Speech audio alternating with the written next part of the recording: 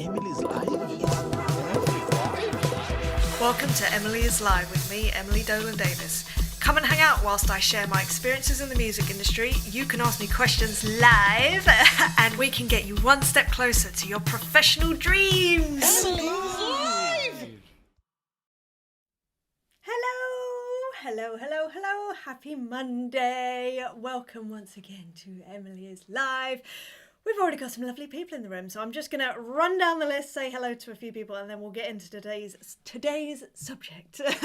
I'm a little slow today. I'm not going to lie to you. I'll be completely transparent. We had some family over yesterday to see the house, and it wasn't a late one, but I was very much chatty. So I'm exhausted, honestly. But here I am, and I'm going to grab some energy from you guys and what we're going to do today, what we're going to talk about at least. But anyway, yeah, so please bear with me if I trip over myself, although you guys are totally used to it. So anyway, who's in the room? So David Frontman was here before I was. So hey, David Levids, how are you? From lovely Georgia. Charlotte Bibby is in. Hello, Mason Drums is in from Brazil. We've got Marcus Carter Drums, who's here. Hello, Marcus. So Marcus sent me a lovely message. I think it was literally, may have even been yesterday, but the last few days, saying that he'd actually been sort of watching a lot of this stuff, but kind of being in sort of like just in the shadows, watching from afar, but he's finally made himself known. And I must say, Marcus, it's lovely to have you visibly here and welcome. And anyone else that kind of is sort of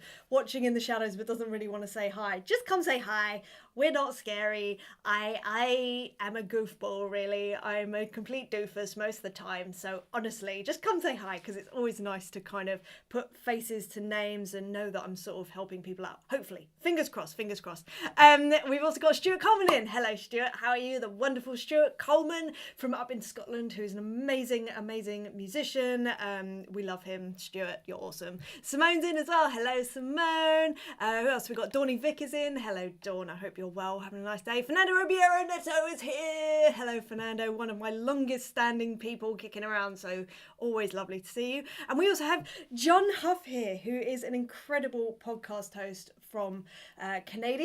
He is a drummer and he tours around. He's just finished, I believe, a tour around Europe, so John, tell us how that went, because it looked amazing. I saw the picture on Instagram. It was awesome. So please tell us more. I hope you're well. I hope you're sort of like rested after that, because it seemed like quite an intense tour. So welcome. And Mooncat Drums is here. Carl Bayless. Hello. Brandon is here, aka Badger Drums. Hello. Adam Stanley Drums is here, who I just got an email from and I need to reply to. Matt Black is in. Oh, this is great. This is amazing. So welcome everyone. This week, I know, so you know how like the last, I feel like at least my intention for the last few episodes has been to be very methodical and try and make it very kind of, here's what you can do, here's what I have done, and I hope I can teach you too, and here are some steps that I took, and la-di-da-di-da. Today I feel like is not the day for that. Today I feel is going to be a little more rambly, because it's not, I don't know, I just can't get a kind of 1, 2, 3 ABC thing in my head with this. But the whole concept that I kind of want to talk around, and I'd love to hear your guys' thoughts on this, and that is this idea of taking the things that come naturally to you, or take your strengths, your greatest strengths, and that can be in your playing or any part of your life, and turning them, like doubling down on them essentially, and really leaning into them and making them your superpowers. And sometimes even things that you may think are weaknesses actually can be your greatest strengths. And I will try to remember to tell you an example that I have had that has really, you know, as I've been thinking about this, it's really become apparent that actually things that I was told when I was younger, that's actually, you know, a weakness, you need to work on that, have actually ended up being my biggest strength. So anyway, I'll get into this. So the sort of premise of this is, it came from thinking back to when I was growing up, because I feel like a lot of, I have. Sorry, don't mind me, my brain's just going all over the shop. So when I was younger, I remember having this really strong feeling and experience where I would often be looking around at other drummers, especially who were a similar age to me, and I would look at their playing and I would hear them and I would watch them and I would be like, oh, they're just the most incredible drummer I've ever seen. I want to play like that. You know, it's amazing. And what I do is rubbish because I can't do that. And this was something that, you know, I think is quite natural to sort of do that. I think there's a lot of benefit to look up to other players, especially when you're coming up and you're kind of working out what you enjoy, what you don't enjoy playing wise, what inspires you, all that sort of stuff. But I would really love everyone else's playing and hate my own. That was just my default setting. And for those that don't know, I grew up with another drummer called Chorizo Say. We literally started playing drums on the same day. So to say that there was a direct comparison, it was literally the person sat next to me on the drum kit next to me in school at 7:30 every morning. And I know we both would directly compare ourselves to each other, which had its benefits for sure, because I think it really pushed us to keep going and to, you know, try new things. One of us would learn something new and the other person would learn something else, and we'd share stuff and, oh, I've found this, let's play this, and you know, it's very exciting. But I think that there's a really interesting point that comes in anyone's sort of learning journey, if you like, where it goes from being incredibly inspiring and something to really embrace, you know, loads of different types of music, loads of different musicians, loads of different influences, where there's a switch.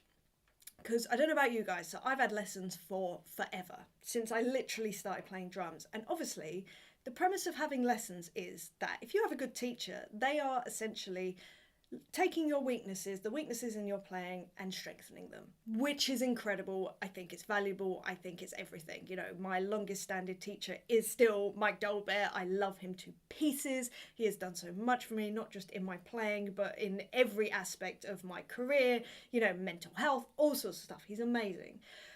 But there is a fundamental thing of, essentially, when you're learning something new or looking at those weaknesses, you are focusing on those weaknesses. And if there isn't a balance there of things that you do well or those strengths that you have, then actually you can end up feeling really down on yourself. And I know that I totally fell into this trap for years and years. And like I say, I would be out at gigs, I'd be watching friends and I would watch them play and I'd be like, I'm so inspired by them, they're amazing, followed by, I can't do that. Now, what I would often do is then go home and or maybe not home, go to a studio because I didn't have a drum kit at home. And I would practice these things that I couldn't do, but I deemed to be incredible because I couldn't do them, if that makes sense. And I would I would painstakingly learn these things. And although it was okay, I didn't embody them, if that makes sense. And I was like, oh, I'm just rubbish. But of course, the person playing that stuff, and that may have been like something like gospel chops, for instance, that does not come naturally to me because it's not my background. It's not what I was surrounded by in terms of music as a kid.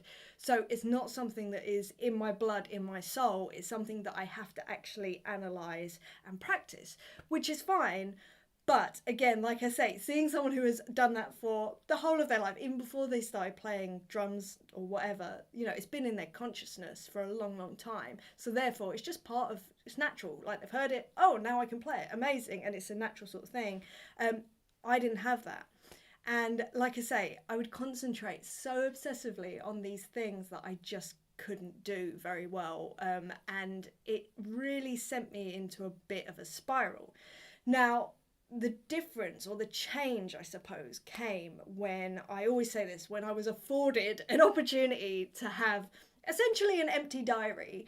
And I knew that no one would be calling me for a little while. And I thought, right, I don't know how I came to this conclusion, but the conclusion was, this is an opportunity to step back and just think about what I'm good at, what naturally comes to me. And for some reason, I always used to fight what came naturally to me. I don't know why. I was almost embarrassed. Like, for instance, when I was a kid, for some reason, and I don't know why, to this day, technical playing and I'm not talking about speed, just technical playing and good technique just came very naturally to me. I don't know why, but I do know that I was embarrassed by that because all I ever wanted as a kid was to have great feel.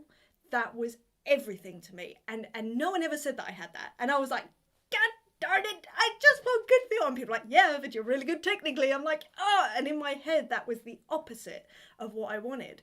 So anyway, I don't even know why I went down this the rabbit hole, but the point is that I ended up stepping back and going, right, what do I really love? What am I really good at naturally? And I just decided to really commit to those things. Now, at that time, this was back in 2015, I suppose, beginning of 2016, 2015, I can't remember. When I did that, I was purely looking at my playing, and that was really great. And I realised, you know, I love my favourite thing ever, and always has been before I started playing drums, is playing songs. And it's something that comes naturally to me. It doesn't, I mean, there's very few situations that I'm in where if I'm playing at, say, a jam night, not a blues jam, but just, well, it can be a blues jam, but it can be any sort of jam. If it's kind of a logical pop song, I suppose, I kind of know where it's going, if that makes sense, even if I've never heard it before. Now, obviously, I'm not clairvoyant, and I'm not perfect, but there are certain things that for some reason in my body, in my brain, in my heart, in my limbs, I let it just flow. And if I trust that, often it kind of turns out okay. And that can be endings, that can be accents, that can be when we're going to a bridge or a middle eight or whatever it is. That is something that has always come very naturally to me. It hasn't been, you know, great all the time. Obviously, it's developed over time. But the point is, I've just done it so much. And I stepped back and thought, well, playing songs I mean, I don't mean this sound big-headed or anything like that, because it's not, but it's not hard for me. It's not like a real slog and an effort. It's really natural, and I really enjoy it. And I was like, that's an interesting thing to notice. And it was the same with like grooves. The two scariest words that one can ever say to me is drum solo. Honestly, if you want to see the fear in my eyes, say drum solo to me, and I'm sorry, we probably won't be friends for very much longer, but no, I'm joking. But yeah, I hate it. I absolutely hate it. I don't mind when other people are doing drum solos. It's fine. It doesn't get me. It doesn't like, oh, I'm just like, wow, I can appreciate that. That's amazing. Not for me though. But I love grooves, and so I noticed that, and I was like, oh, that's really interesting. Anyway, so I decided to double down on all this sort of stuff. If you follow me for any amount of time, you know that actually amalgamated into, oh, let me start a remote recording business, because that makes sense. I can be, you know, I can be recording songs day in, day out with lots of different people, which I love, because this was the other thing. I started stepping outside of just drumming, just music. What else? What am I? Who am I? Like, who am I? Sorry, quick Zoolander reference there for you. You know, who am I as a person? I'm someone who loves people. I love learning about people, their stories, and again, and meeting lots of people. And again, this was something that really was encompassed within remote recording as a concept, as what it was at the time. And I just thought, yeah, that could really, really work. Now, I'll come back to another thing that was quite interesting that I found out around this time, and that's great grammar. So when I was a kid, I still am, to be fair. So when I wanted to start this remote recording business, I thought it would be like a conveyor belt. I thought people would book in, I would just record, we'd barely even speak, and it would be like da da da da da da da, just conveyor belt.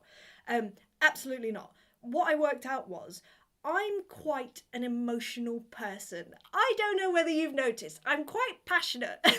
I'm quite passionate about what I do. I'm incredibly passionate about people's songs.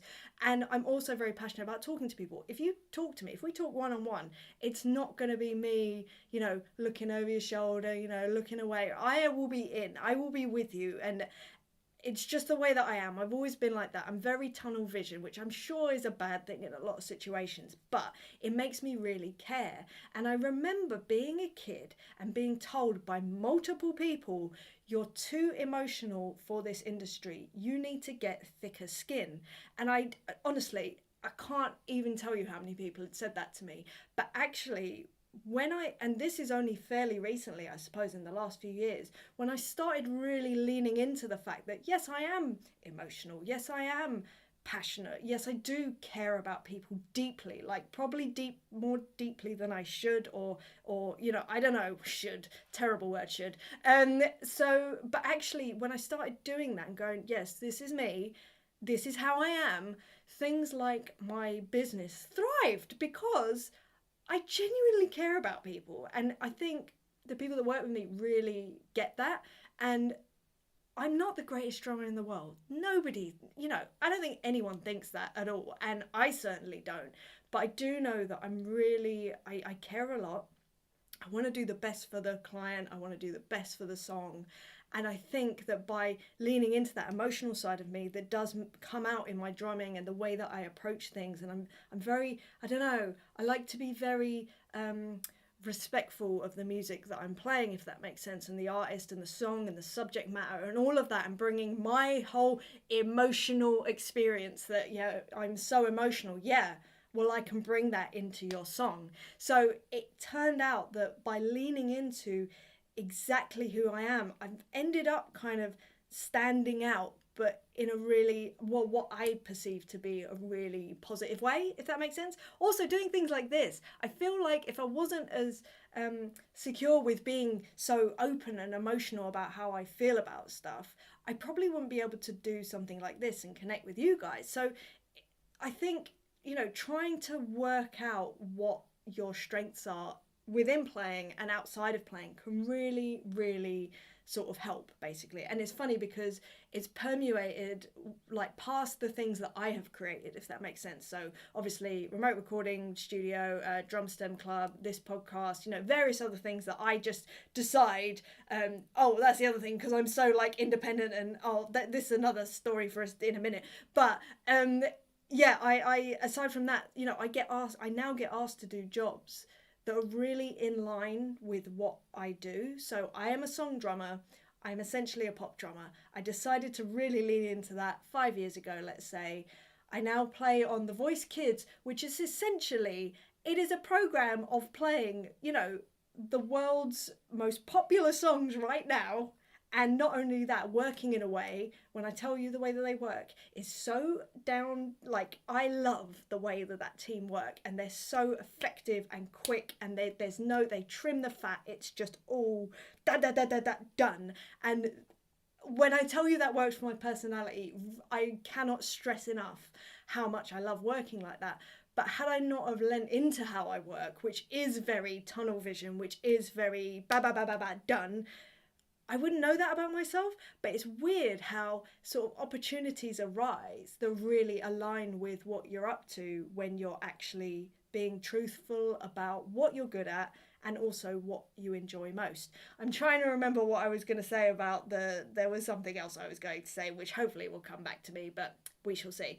But I just wanted to sort of share, like I said, I'm sorry this is a little bit rambly today, but I wanted to share what my experience was to kind of hopefully try and inspire you to just sit back and, rather than looking left and right about what other people are doing, think about forget about what everyone's doing, because you do kind of need to just put blinkers on a bit sometimes. I certainly do. As soon as I see myself comparing myself, I'm like, no, you need to just be on your path, because it's a unique path. And I remember hearing someone say that sometimes, and I don't know whether it was to do with like podcasting or vlogs or anything like that, but it certainly can be sort of used in a musical sense. There is someone out there that needs to hear what you have to say in the way that you say it. And I think that sentiment, I'm pretty sure that was the thing that gave me the push to do something like this, to put myself out there as myself, because I just thought, you know what, you're right. You're right. Whoever this random person was that, like I say, it was probably a 10-second line on a podcast or on an audiobook, but it stuck with me. And I was like, maybe there is someone that needs to hear what I have to say. And whether that is through this podcast right now, whether it is through me drumming or whatever, but they need to hear it from my mouth, through my experience, because there's someone that will relate to that in some way. And I think that sort of powerful thought of, I am sort of good enough as I am, But I think leaning into what you are as well and really being the best version of yourself with your unique strengths. And as I say, these can go outside of drumming, or your instrument or whatever. It could be that, you know, maybe you're also really great at drawing and there's some sort of crossover that, you know, maybe you play guitar tracks, but then you, I don't know, animate a character playing as well, and this is your sort of like crossover that really is unique to you, and then no one else is doing because it is you. And then maybe there's something else that crosses over with that. Maybe you're really good with numbers too, I don't know, something random. But I think that, well, I can tell you this, I've never been so secure and happy in my life as when I started just accepting the person that I am, the player that I am, and I think that there's a lot of value in that. So I kind of just wanted to share that. I'm not sure if this helps in any way. I'm not sure if you're going, Emily, you're a weirdo, but I really don't mind, to be honest, because I am what I am.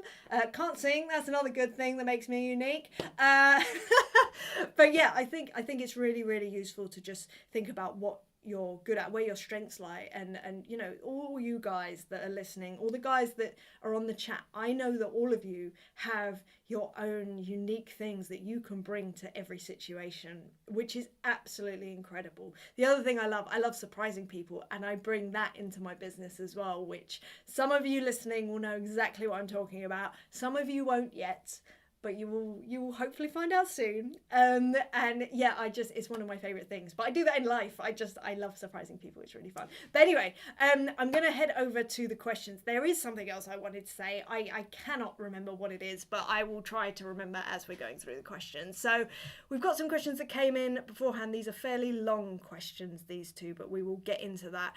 If you want to come and join this podcast live, usually it's a little more together than this, so apologies. But if you go to emilyslive.com and then you can sign up. Oh, also, I did actually create a PDF if you want to work out what your strengths might be and then how you can kind of develop those and lean into them and just go over those when you're feeling a bit insecure about, you know, what you can bring to the table, for instance. You know, maybe you can look at that PDF and it will help. So if you go to emilyislive.com/10, the number 10, because this is episode 10, how together am I today? You can download that there. So anyway, let's go to these questions that came in before I went live, and then we will go to live to the room, as it were. As I say, these are a little bit long-ish. So this first one is from Marcus, who I believe is in the room right now. So, hey Emily, I've set up my own drum studio during lockdown and have begun recording for myself and for friends. Awesome. I found loads of your stuff really helpful throughout this whole process, so thank you for that. My pleasure. My question is, I try to record at least one drum cover every week to drum up P.S. one of my favourite pun jokes for drummers, to drum up interest in me for gigs and sessions. Apart from my friends that see it and the drum forums that I'm in, I'm wondering if you could recommend any great places to share material that might awaken interest from people that aren't my friends or other drummers. Marcus. Thank you, Marcus, for your question. That's awesome. Yeah, first of all, amazing that you're doing all that content. I've seen it on Instagram and it's brilliant and I'm loving it, and your consistency is amazing, which is a whole thing in itself. So there's a lot of value in that consistency, and it does take time, it takes patience, but that thing of being top of mind is like really valuable. But unfortunately, it is a bit of a waiting game sometimes. My suggestion to you, I suppose, would be, because I know you're aiming it at other drummers right now from what I can gather, so your friends, obviously, which can be anything, and then drum forums, which is great. And I love the drum community. There's a lot of the drum community on here right now. I love you guys. You know that I love you guys. I think that they're the most supportive community I've ever seen. But in terms of maybe widening your scope, my suggestion would be to then start thinking in terms of your ideal client, you know, either your ideal client in your remote recording business or for gigs. what would be useful for them.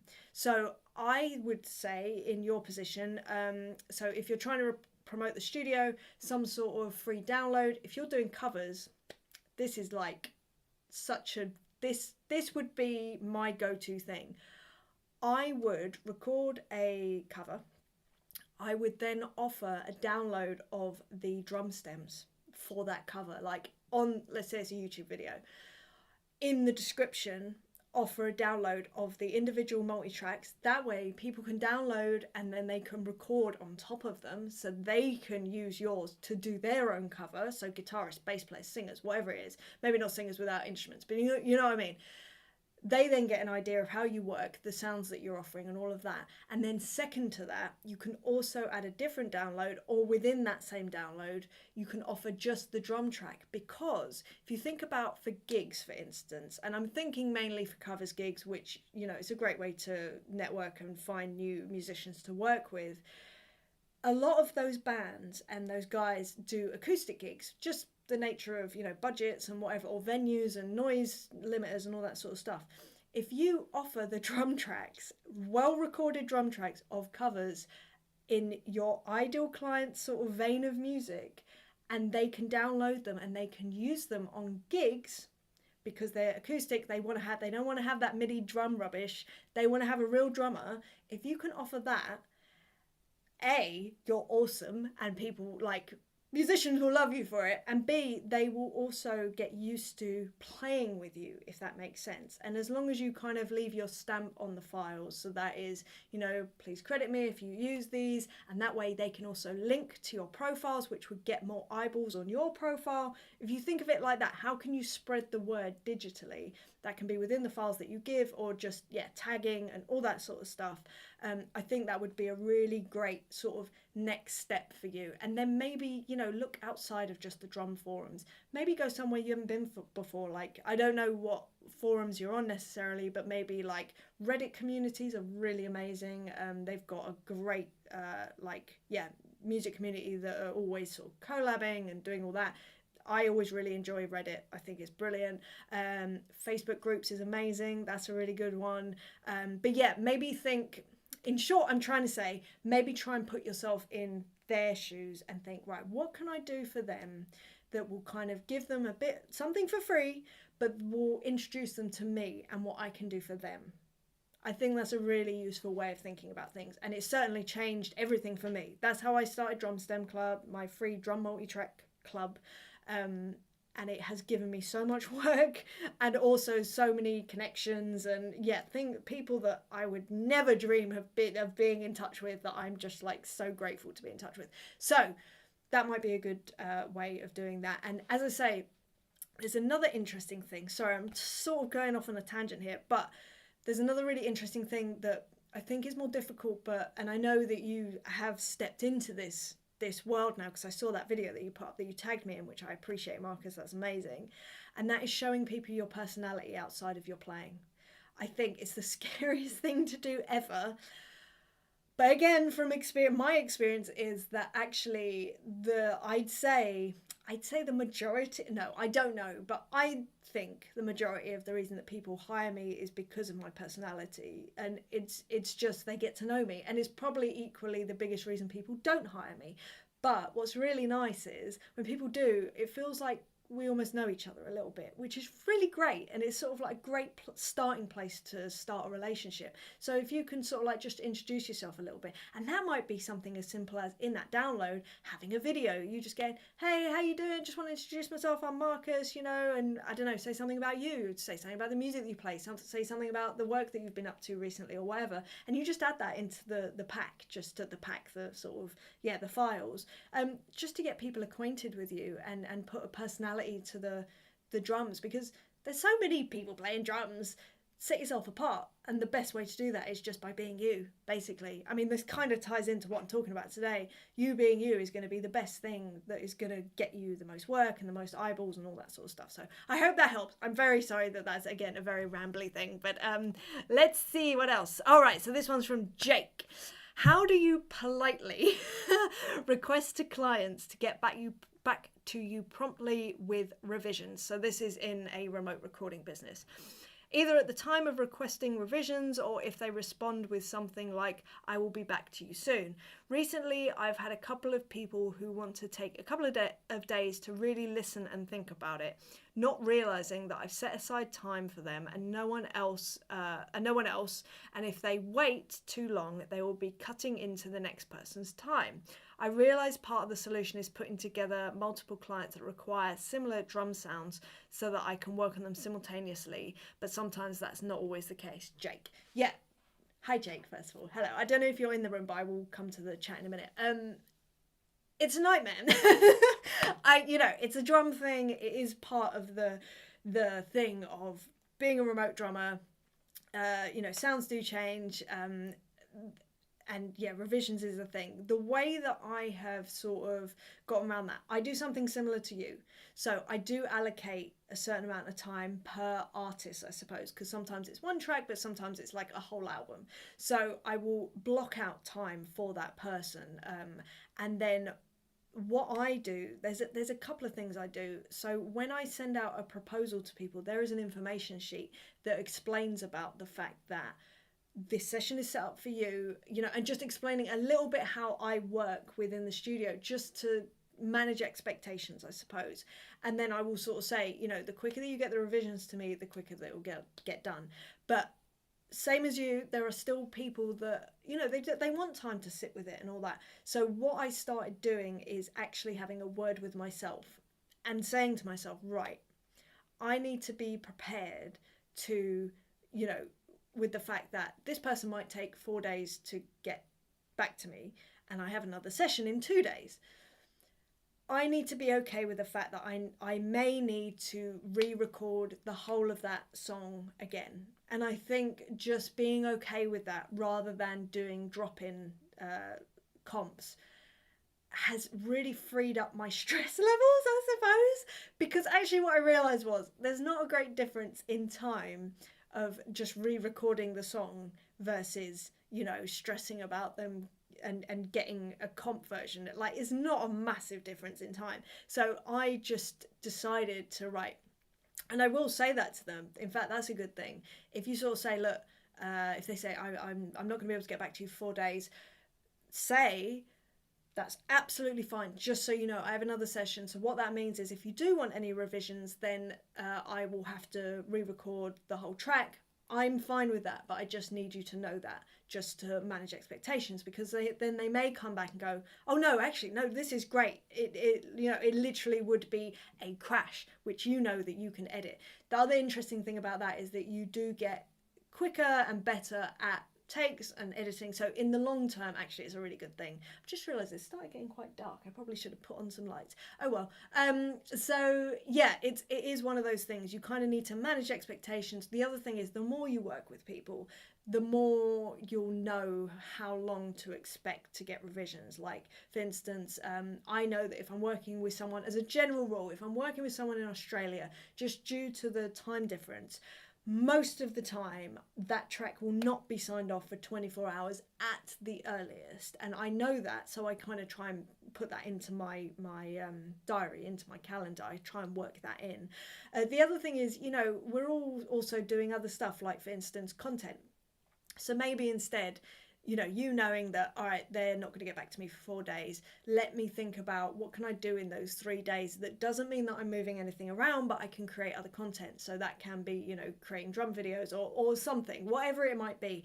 And like you say, another way is just to group together similar sounding sort of songs that need a similar drum sound.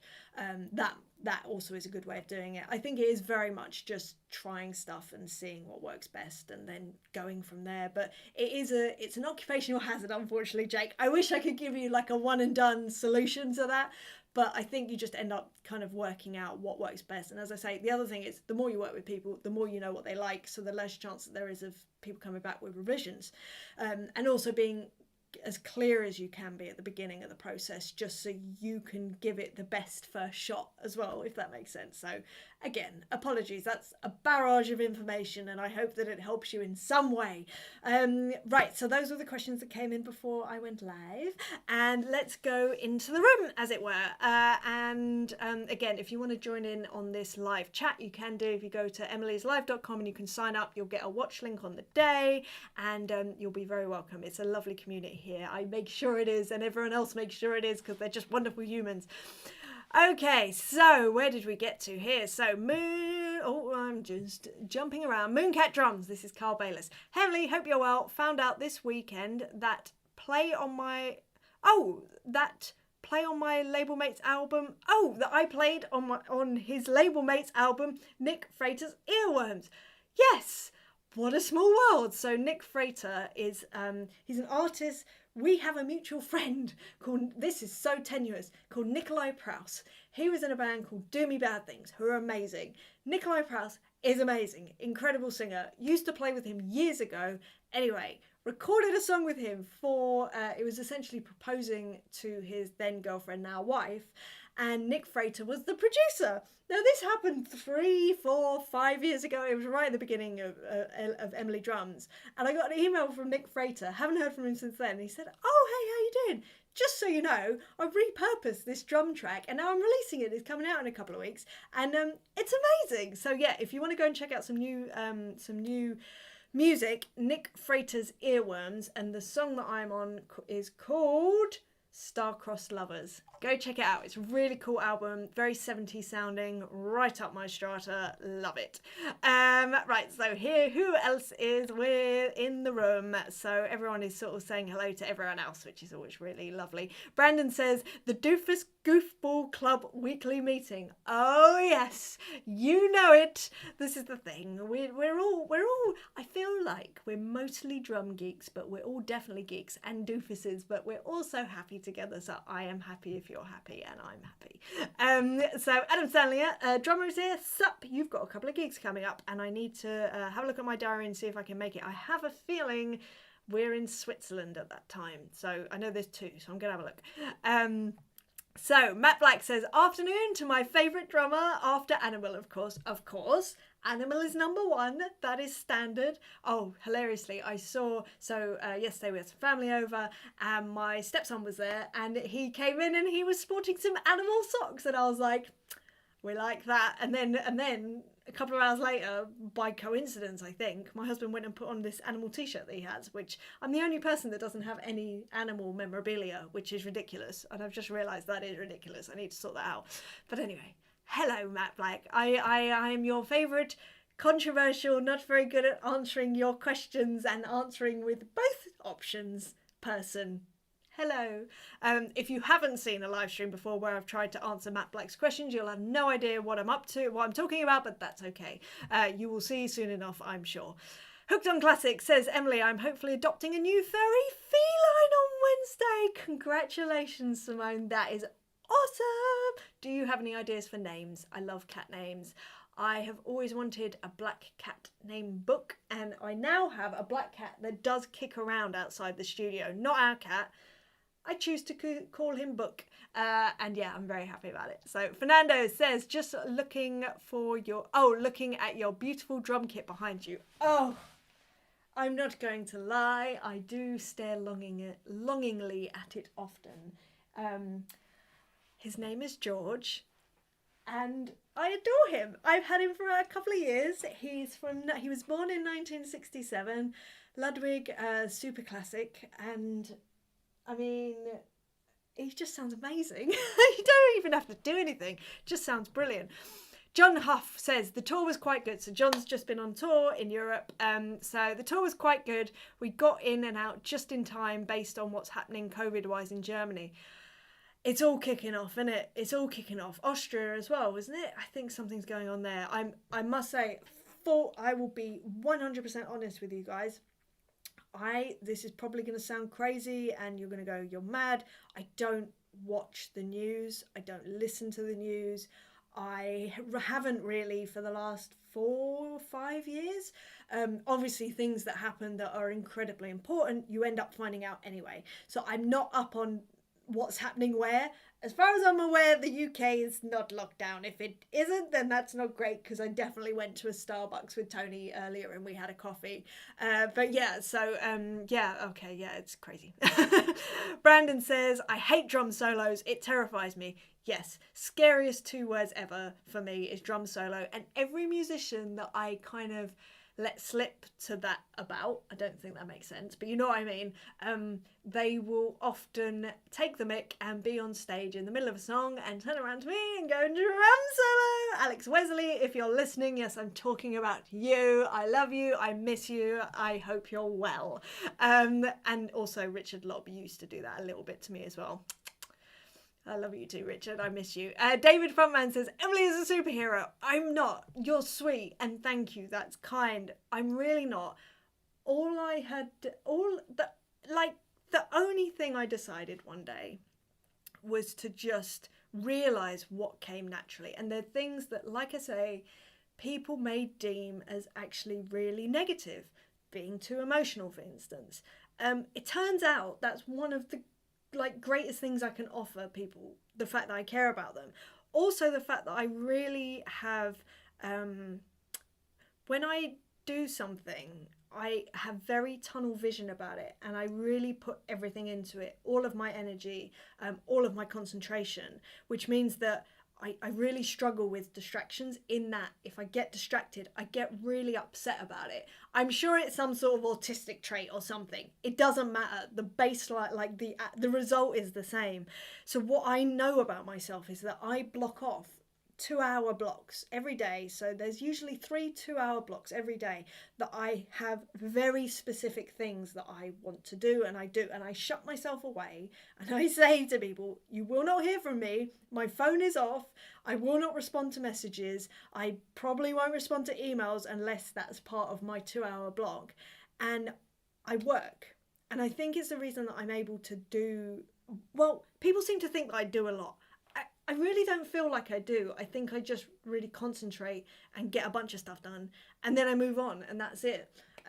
But I know that about myself, and I've used it to my advantage, because I think, it's very easy to be distracted and all that, but I'm happiest when I'm on a one-track, when I've got a one-track mind, I'm happiest, basically. I don't like having to flit around everywhere. It just, it messes me up. But thank you. Sorry, you were trying to give me a compliment, and I've basically talked myself out of it. So I apologise for that, but thank you, David. You're very, very, very kind.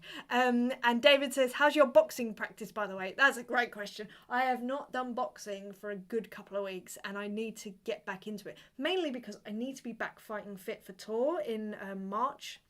End of March, we're going back out. So yeah, I've been doing some calisthenics and I've been doing some HIIT training, but I think a bit of boxing will be good. I am slightly worried about my wrists, but I think I just need to not overdo it. So basically I just need to not break my wrists. Basically, simple concept, but we'll see. Dawn says, I can totally relate to all of that, both as musicians and in everyday life. All right, yeah, it's so easy to focus on the negatives rather than the positives.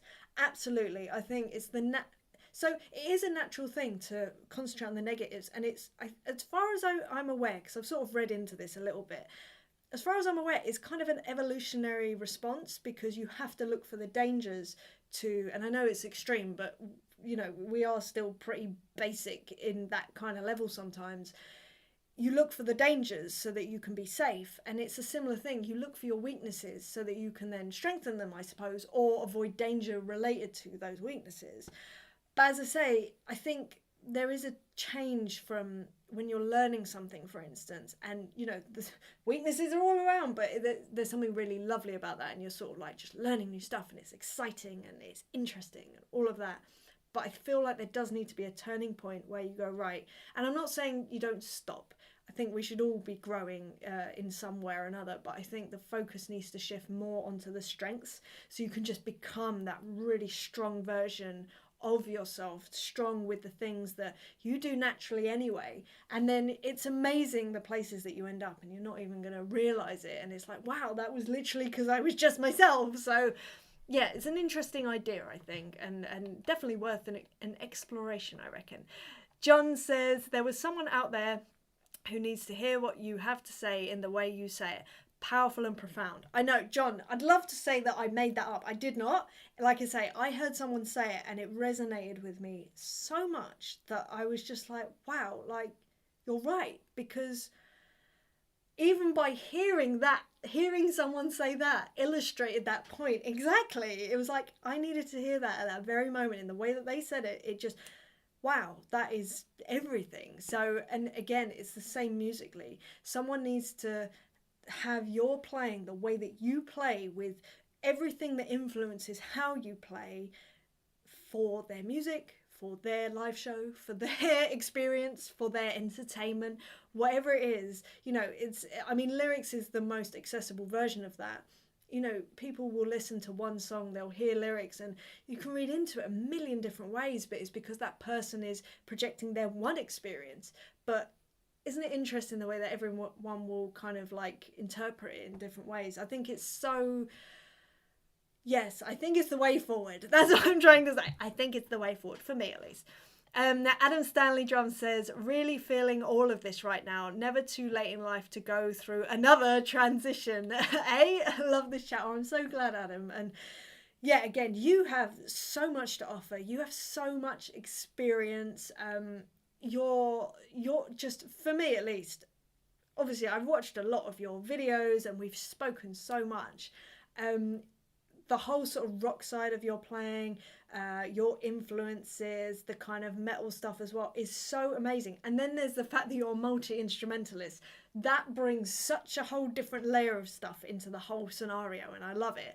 And then there's the fact that you're from South Africa is like this whole other thing, and you've toured, and yeah, I think it just brings a whole different flavour to whatever you're doing, in whatever way you're doing it. And also you are doing the talking to camera things, so that's really fun as well, to kind of like just learn more about you, and I love it. I really love it. It's really awesome.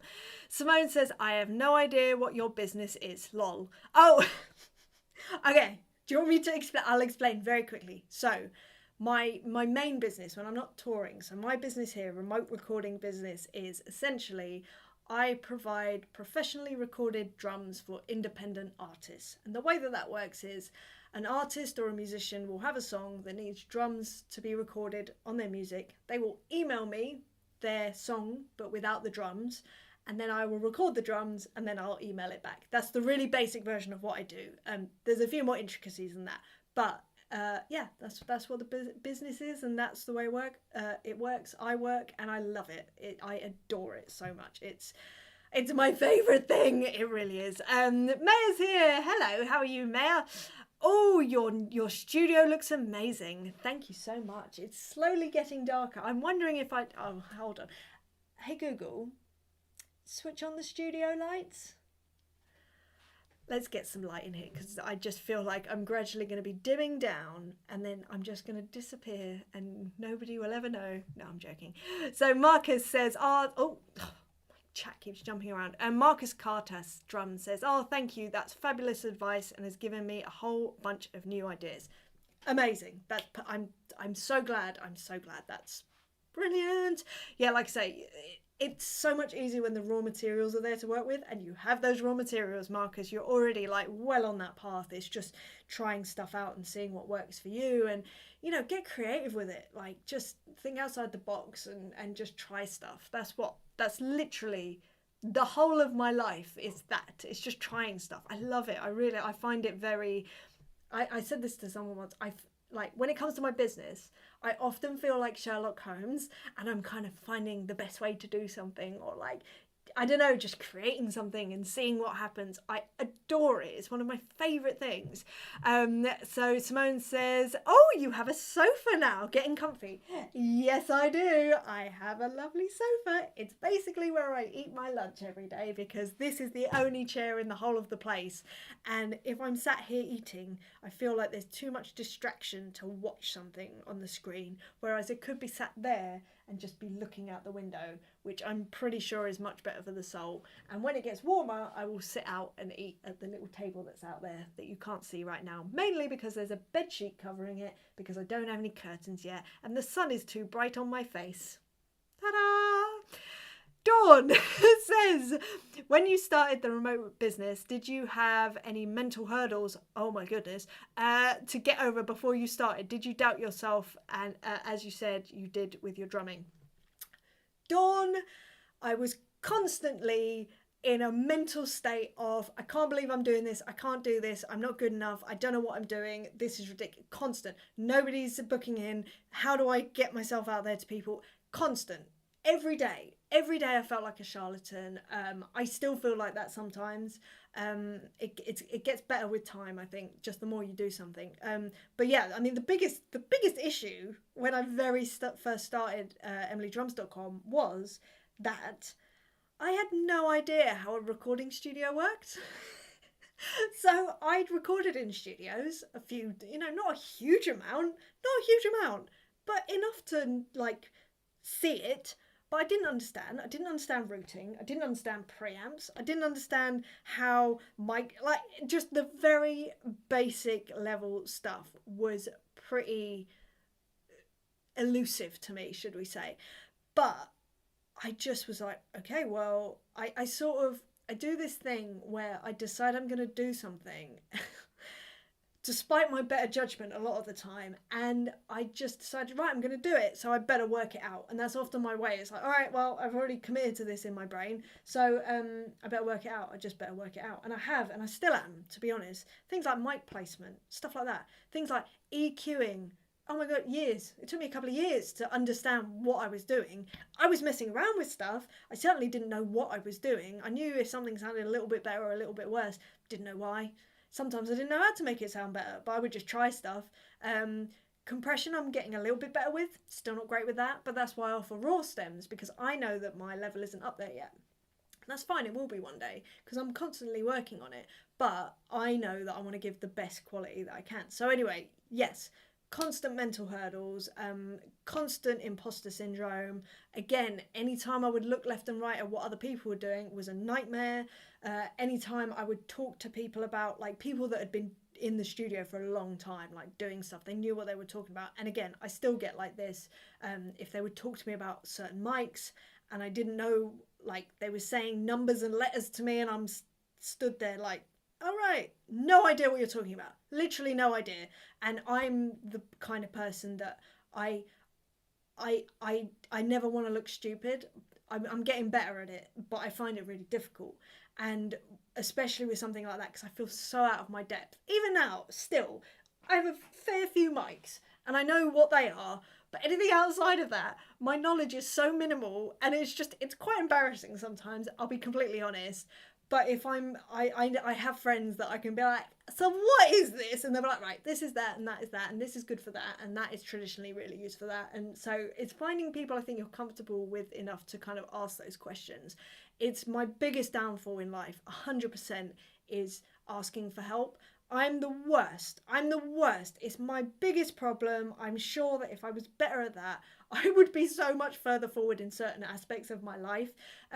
But yeah, it's one of my hang-ups. Don't know why I have it, but again, I lean into it and I'm like, although I'm not very good at asking for help, I also know I'm really good at like forging a path and finding out how things work and just researching myself. And I've just realised that tangent that I was going to go on that I forgot about. So, without being a bit of a Debbie Downer, when I was a kid, my experience of school was not great, and the reason was that I never felt like I fitted in. I often was kind of a bit of a loner. People wouldn't really include me and stuff, but what that meant was I became very self-sufficient, and that has absolutely carried me through to my adult life. And I think it's the reason that I'm able to just go and do stuff. And again, I suppose it all links into not asking for help, because I'm worried that people think that I'm stupid, or, I don't know what I'm doing or whatever, and reject me, whatever that means. So I don't bother, because I'm like, well, let me just do the thing and I'll do it myself. So yeah, I guess, again, that's one of my strengths, is that on the whole, I'm very good at working it out, Don't get me wrong, there are roadblocks that I come up to that I'm like, this is a literal like steel wall. I will never get through this. I may do one day, but yeah, a really good example of that is opening up. There's a program on Macs called what's it called? Codec? No. Oh, I can't even remember. Xcode. That's it. It's for programming, making programs and stuff like that. Programming, basically. And I one day I was like, right, I'm going to get into coding. And I opened this Xcode and I looked at it and I was like, I have no bearing on what I'm looking at. Like, literally, this could be an alien language. I don't know what's happening. I don't even know how to start a new project or a document. I just don't even know what I'm looking at.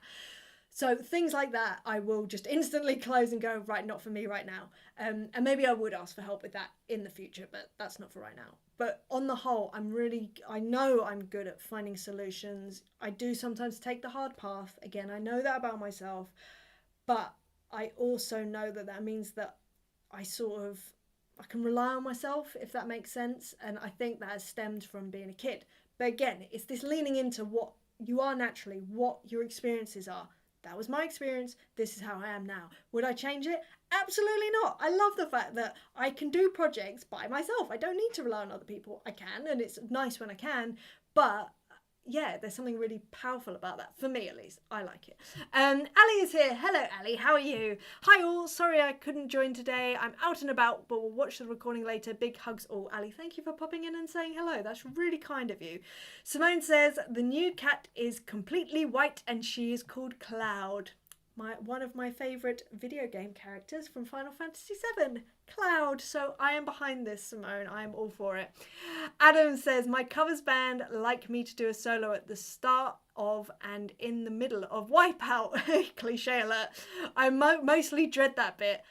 Really? I don't know why I thought you really enjoyed solos. My solos are so basic, I totally feel the solo fearers in this chat. I'm so glad I'm not alone. I don't think we are alone. I think there's many solo fearers here. And yet, even playing Wipeout, I feel like that is definitely setting yourself up for like, oh no, here we go. So funny though. So on the Kim Wilde show, so just, was it at the beginning of the encore? I think it was. Yeah, it must have been.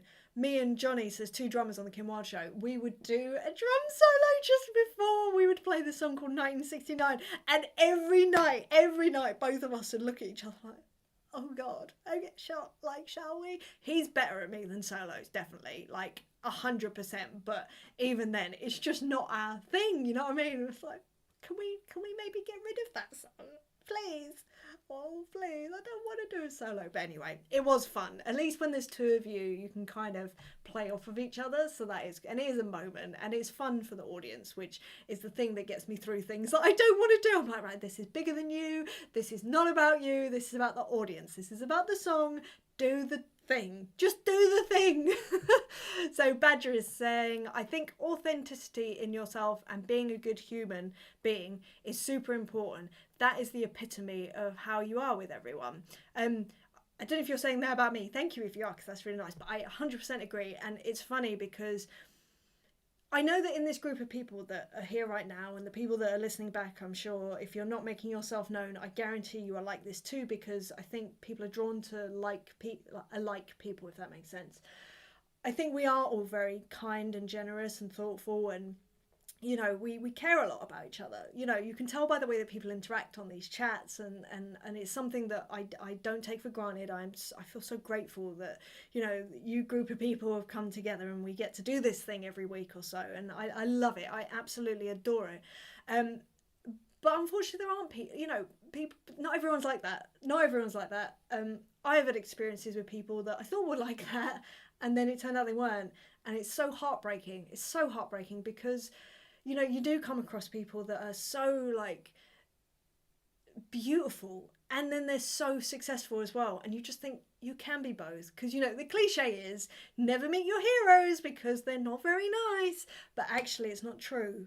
And I have met so many of my heroes who are the kindest, most generous, warm, caring people, to not just if you're speaking to them, but the people around them. And you can see by their interactions and the people that are around them as well that they're good souls. And I'm not saying they're perfect, they're human. We're all human, we've all got flaws. I'm not perfect, not by any stretch of the imagination. But I do appreciate that, you know, I happen to find myself amongst you guys. And there is a pattern that I see, that everyone is incredibly kind and yeah, just lovely. So yeah, I think being authentic and kind and all that stuff is very important. I don't think everyone's like that, and that's not important to them, and that's okay. But I'd much rather hang out with people that are like you guys, essentially. Dawn says, it's great to hear your stories and see that someone who has struggled with these things thriving. Well done you, you're an inspiration. Thank you, Dawn, that's so kind. Like I said, I think it's really interesting that you say that, because a big part of the reason that I started this whole podcast, and that's not just this one, Emily is Live, I'm talking about A Drummer's Guide 2, which had over 100 episodes, started back in 2018. A big part of the reason that I started that was to sort of lift the veil on the fact that people would see that, you know, I might be out doing this gig and that gig and doing these cool things, and I was having a great time, and I was. But it's never just that. That's the surface level, and it's amazing, and I consider myself so lucky, but it doesn't mean that I don't struggle with all the same things that we all struggle with.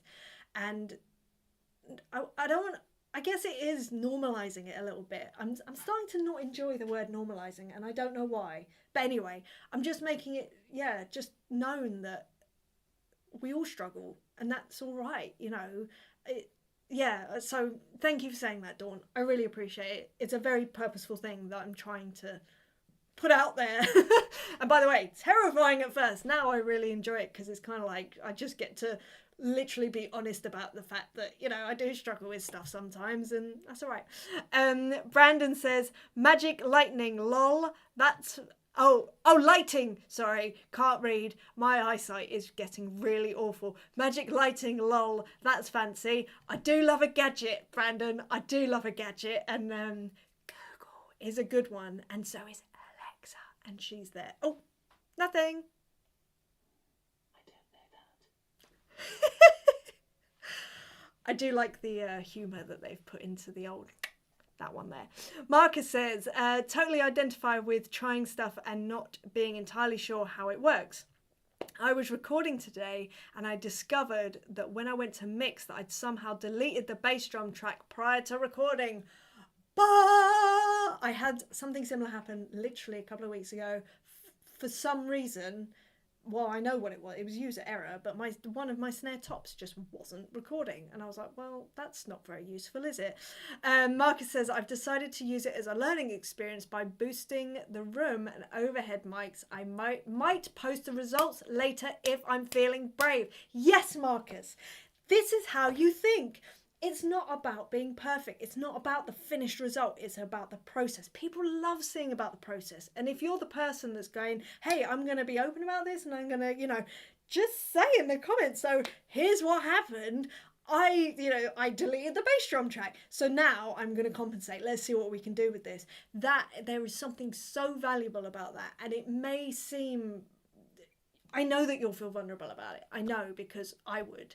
But from my experience, the things that go wrong are the things that really do show the human side of people. And I don't know about you, but my favourite thing in the world is to see people that seem so prim and proper and perfect when they have those human moments where they're not perfect and something goes wrong, and seeing them deal with that. And then you see, you know, the finesse that they might have when they deal with it, or they might do it in such a roundabout way that you'd never think of, and it's really inspiring in such an unusual way. There's something so powerful about that, and honestly, I think that was the thing when I was live streaming at emilydrums.com, when I was recording for people.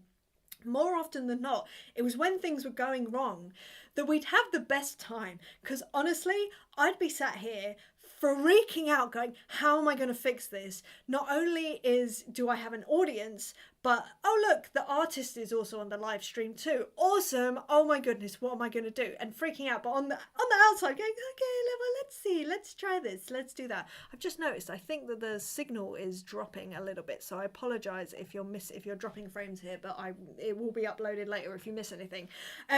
But I found the best workarounds through doing that, and people learnt with me, and I think it definitely made our sort of group and our community a lot tighter, and it was really nice. And I think people seeing that I don't know everything. In fact, I know very little. I know a few things, and if things go wrong, it's like, oh gosh, I've fallen off the rails.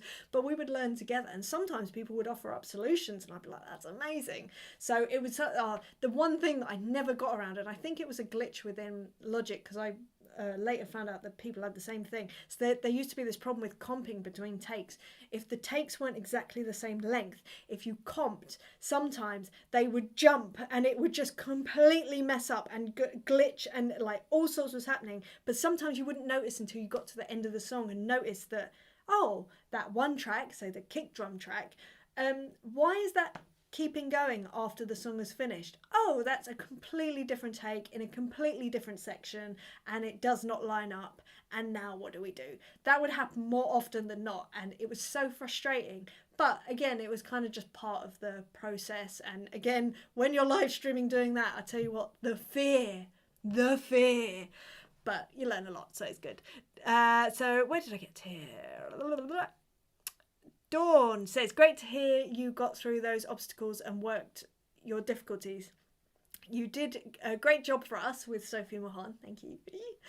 We were very happy. Definitely food for thought. Thanks. No problem, Dawn. And I think I said this last time, that those songs with you and Sophie Mahan were so much fun to do. Like, so much fun. So many drums, so many drum tracks. I apologise again for the amount of drum tracks that I sent over, but it was so fun. Matt Black, here we go. Right. So if anyone is new here, me and Matt Black have a very specific relationship.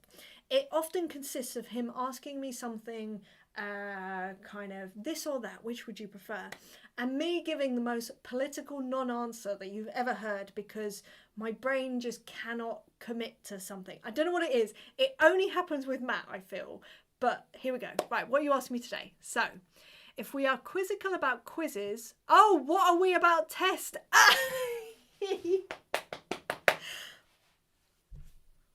It's a good one. We've moved to jokes. And not only that, I get the joke. I know the answer. I never know the answer. Do I dare say this? I mean, it's not a rude word. It's anatomy. So if we are quizzical about quizzes, what are we about tests? Are we testicles? I know I am. No, I'm not really. Anyway, Jake Perrett. Hey, Emily. Just wanted to pop in quickly and say hi. We'll, of course, catch up on the recording. Yes, please do, because I think that second question that I did before we went in the room, as it were, was for you, Jake. So, yeah, please watch back, because I think it would have been around the half-hour mark, and I definitely went on a tangent with it, so enjoy that. I hope it helps. Matt Black, here we go. This is a classic Matt Black. Would you rather have a time machine or a teleporter? This is what I mean. How can you ask this question? How can you decide between, because, do you know what? I'm going to commit. I'm used to travelling around on planes and all that. And although it would be lovely to have a teleporter, you've got to go with the time machine, haven't you? You've got to. Me and Tony were having this conversation a couple of weeks ago. He was like, right, so if you could like go back in time to any period of time, what would it be? And I think we were allowed 3. We were allowed 2 in the UK and 1 abroad, I think it was. So I think I chose the an ancient Egyptian period. I don't know enough about the period. I know it lasted a long time, so I don't know when that was, but I'd love to see that. And then in the UK, when the dinosaurs were around, but on the Jurassic Coast, I assume it's called the Jurassic Coast because it had like dinosaurs on it, so we'll go with that. What was the other one? I think it was just like being in London, but at the beginning of London, the creation of London, and just seeing what that was like. I think that's what it was. I can't remember what his was though. I think we had some crossover in what we said. But yeah, not teleport. Time machine, please, Matt Black. Yes, I've actually answered one of your questions. First time ever. Long may it continue. Simone says the first drum solo I remember was from the Grease soundtrack and on the song Hand Jive. As a kid, I thought it was amazing. Do you know what? It had never even occurred to me that there is a drum solo on Hand Jive, but of course there is. Brilliant. I love that. Simone says, Emily, have you ever used analog recording? And if so, what did you think of it? So I have yes. in my studio, I have a mixture of analog. It's analog to digital, if that makes sense. When I was recording with a band called The Hours, we were doing analog. Yeah, it was analog to tape, but then to digital. And the reason for that was because in terms of editing, it's just a lot easier. And I know there's a beautifulness about recording fully analog. But for me, practically, it doesn't work, definitely. And plus, it's taken me this long to work out the digital side, and I know that analog is even more complicated. I don't have the capacity. I know this about myself. So, yeah, but I appreciate people that do record to analog because it is a whole thing. It's a whole thing. Adam says, I like drum parts rather than solos. Me too. 100% love a good drum part.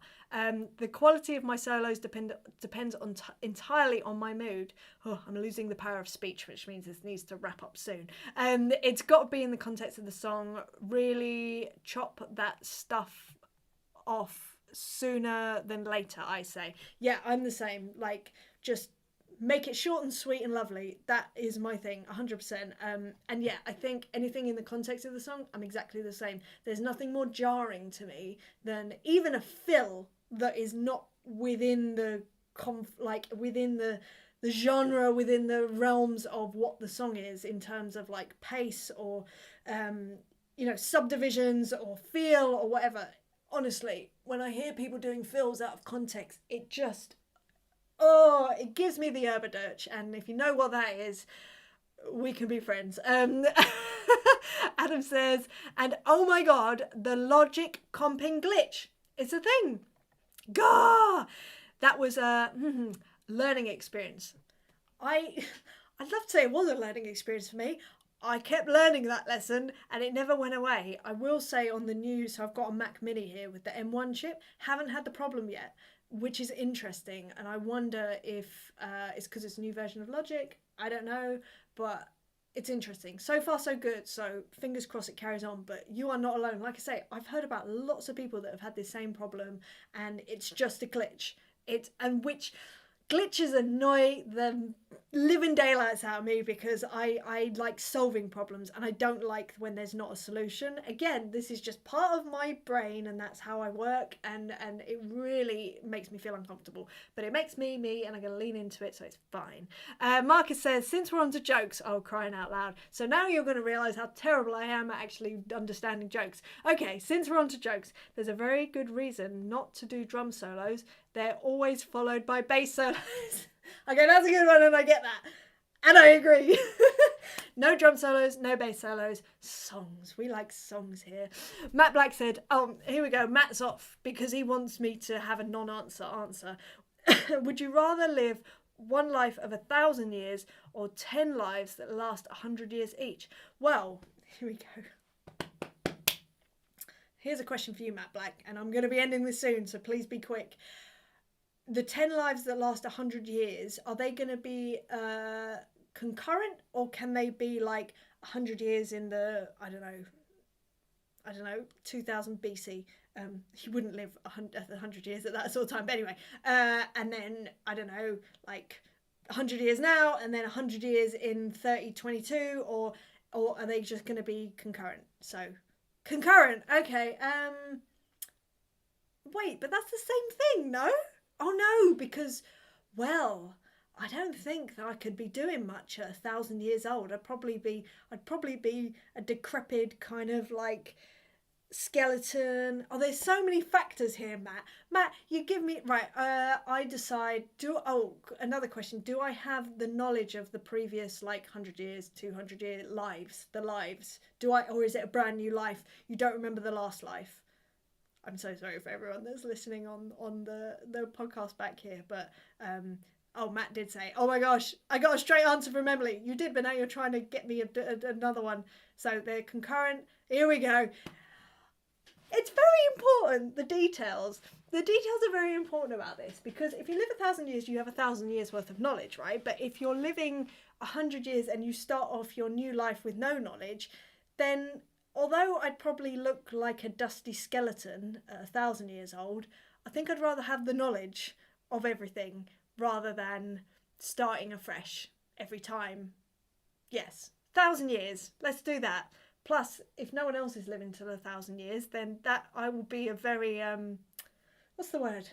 I will have a very unique perspective. Ducking the question again. I'm not ducking the question. You're ducking the question. Anyway, right. That is the end of our chat today. I just want to say thank you so much for being here, everyone. Matt Black, I'm sure you will come back with another question at some point next time, hopefully. But yes, my answer is 1,000 years. But thank you, everyone, for being here. I hope that you've gleaned something from my mad brain and mad ramblings, and I hope that it helps you in some way. But it's been lovely to see you all as ever, and yes, I guess I will be back next week with another subject. I've just realised that I don't have my usual thing together. Oh, what's this? That's what I'm after. Sorry about that. But yeah, lovely to see you. I'm going to love you. I'm going to leave you. Have a wonderful week, and I will see you next week with another subject. Who knows what it'll be? All right, I'll see you guys later. See you later. Bye. And Emily is love. Ooh, yeah. Emily is love.